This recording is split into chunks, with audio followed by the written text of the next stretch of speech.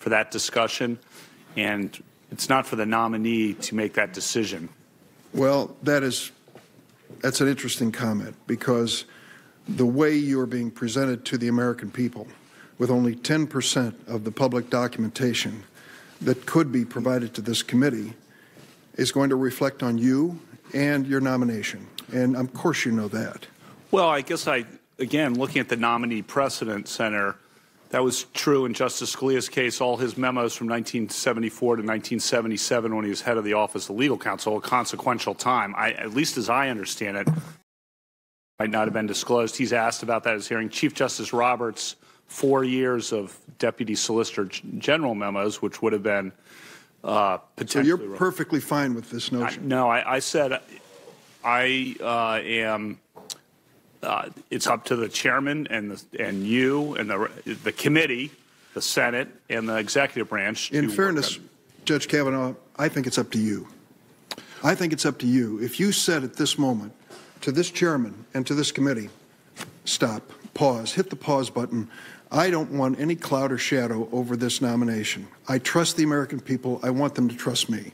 I am prepared to disclose those public documents. Take Senator Leahy's line of questioning. He was not the only victim of Manny Miranda. I was as well. And I didn't realize that this Republican staffer had hacked into my computer, stolen my staff memos, and released them to the Wall Street Journal until they showed up in an editorial. So now your knowledge of this, your role in this, we're limited to even discuss, because of the fact that we are classifying and withholding information about your nomination. First is Mr. Bill Burke, who has some magic power to decide what the American people will see about your role in the White House. Then the decision by those who put your nomination before us to take 35 months of your service as staff secretary to the President of the United States and to exclude the documents.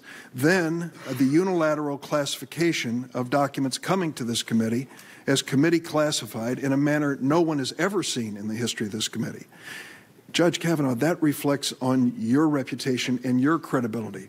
If you said at this moment, I don't want to have a cloud over this nomination, I'm prepared to suggest to the committee and ask the committee, humbly, please withhold further hearings until you disclose everything. Why won't you do that? Senator, I do not believe that's consistent with what prior nominees have done who've been in this circumstance. It's a decision for the Senate and the executive branch.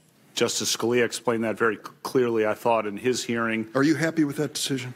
I do not. It's not for me to say, Senator. This is a decision, the long-term interests of the Senate and the executive branch, particularly the executive branch, are at play. And Justice Scalia, again, explained that